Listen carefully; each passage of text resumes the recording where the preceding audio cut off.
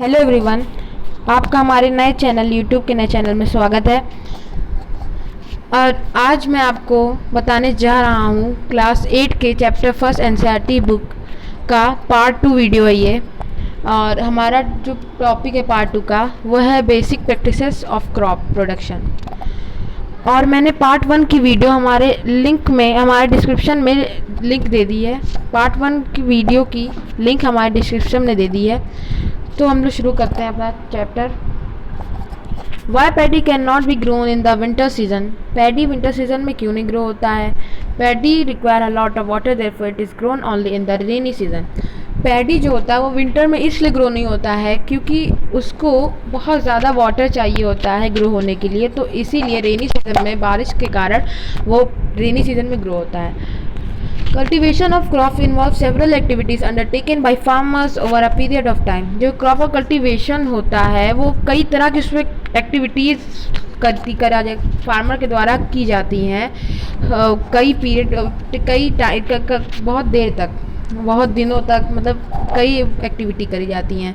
You may find that these activities are similar to those carried out by a gardener और even by you when you grow ornamental plant in your house.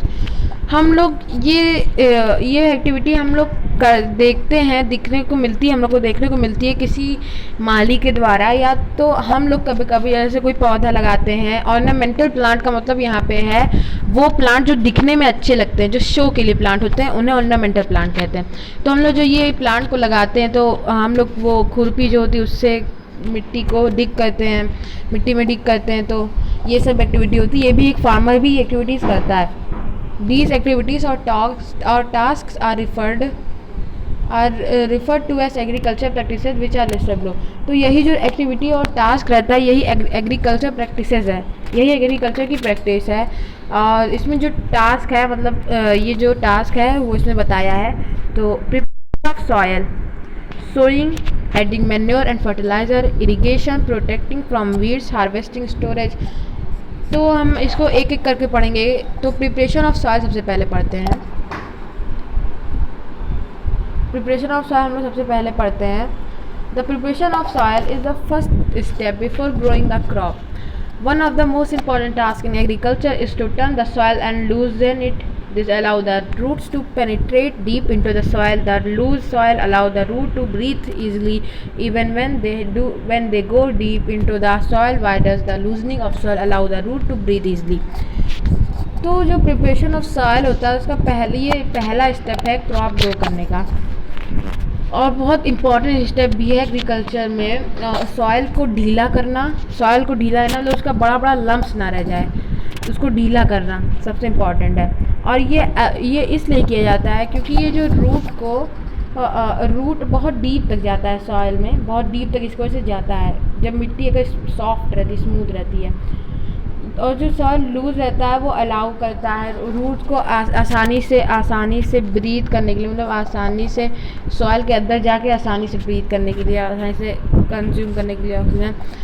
Y does the loosening of soil allow the root to breathe easily. जो loosening होता है soil का वो root को आसानी से breathe करने के लिए क्यों करने देता है, ये क्या वजह है इसके पीछे। The loosened soil help in the growth of earthworm and microbes present in the soil. जो लूज सॉइल होता है वो हेल्प करता है अर्थवर्म और माइक्रोब को ग्रो करने में सॉइल में। और ये जो ऑर्गेनिज्म होते हैं वो एक तरह के फार्मर के फ्रेंड है, मतलब वो जो मिट्टी स्मूथ रहती है उसमें वो ह्यूमस मिला देते हैं। But why the soil need to be turn and loosen. पर सॉइल को वो ढीला क्यों करना पड़ता है? हाँ, अब ये इसका रीज़न हम लोग जानेंगे। You have learn in the previous classes that soil contain minerals, water, air and some living organism. हम लोगों ने पिछली क्लास में ये पढ़ा है कि जो सॉइल होता है वो मिनरल्स, वाटर और एयर और कुछ लिविंग ऑर्गेनिज्म कंटेन करता है। In addition, dead plants and animals get decomposed by soil organism. In this way, various nutrients in the dead organism are released back into the soil. These nutrients are again absorbed by plant.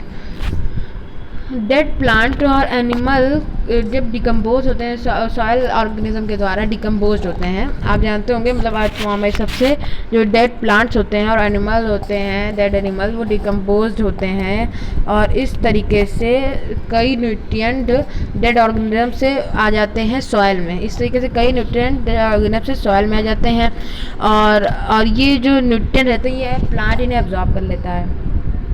Since only a few centimeters of the top layer of soil support plant growth, turning and loosening of soil brings the nutrient-rich soil to the top so that plant can use these nutrients.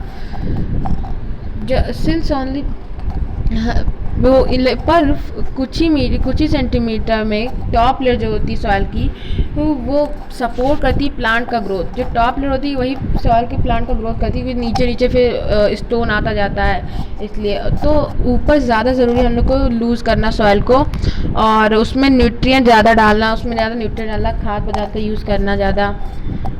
तो plant, इसकी वजह से plant को nutrients मिल पाए, nutrient जो उनको चाहिए वो मिल पाए। Thus turning and loosening of soil is very important for cultivating crops. तो इसलिए टर्निंग और लूजनिंग जो सॉइल का बहुत इंपॉर्टेंट क्रॉप का। The process of loosening and turning of the soil is called tilling और प्लगिंग। जो प्रोसेस है सॉइल को ढीला करने का और तो उसे कहते हैं टिलिंग या ploughing. This is done by using a plough are made of wood और आयरन। ये जो होता है तो ये किया जाता है, एक वो होता है मैनुअल होता है। मैनुअल मतलब किसान अपने हाथ से भी करते हैं और वैसे भी कर सकते हैं मशीन से भी। तो ये मशीन होती है वुड की बनी होती है या आयरन की। और अगर सॉइल बहुत सूखा है तो उसे पहले तो उसके ऊपर पानी डालना पड़ेगा प्लगिंग करने के लिए, हल्का उसको मतलब उसके अंदर हल्की नमी लानी पड़ती है प्लगिंग के लिए। द प्लग्ड फील्ड में है big clumps of soil called crumbs. Plug जो क्रम्स, इसमें क्या होता है, ये इंपॉर्टेंट चीज़ है कि क्रम्स क्या होता है। तो जब सॉइल जब प्लग हो जाता है, सॉइल जब लूज हो जाता है तो फिर भी उसमें कुछ वो बड़े बड़े मिट्टी के क्लम्प्स रह जाते हैं, उन्हें क्रम्स कहते हैं, crumbs. It is necessary to break these crumbs. और ये ज़रूरी होता है ये क्रम्स को, ये पत्थर जैसे सॉइल को तोड़ना ज़रूरी होता है। और levelling the field is beneficial for sowing as well as for irrigation. जो हम लोग का फील्ड होता है उसे लेवल करना भी बहुत ज़रूरी होता है कि उसमें पानी एक बराबर से पानी आए, कहीं ज़्यादा पानी इकट्ठा ना हो जाए। Levelling of soil is done with the help of a leveller. और लेवल जो करा जाता है सॉइल को, वो एक लेवलर होता है, उससे करा जाता है। और some time manure is added to the soil before tilling. कभी कभी जो मैन्योर होता है वो बिना मतलब सॉइल को लूज किए बिना ही डाल दिया जाता है। ये मदद करता है प्रॉपर मिक्स होने में, मैन्योर को प्रॉपर मिक्स हो जाता है मैन्योर। इस वजह से प्रॉपर मिक्स हो जाता है, जब फिर लूजिंग होता है सॉइल का तो प्रॉपर मिक्स हो जाता है मैन्योर अच्छे से सॉइल में और सॉइल अच्छे से मिक्स हो जाता है और वो और ज़्यादा न्यूट्रिएंट मिल जाता है प्लांट को एकदम अच्छे से। बस इतना ही कहना चाहूँगा आज की वीडियो में, इतना ही बताना चाहूँगा।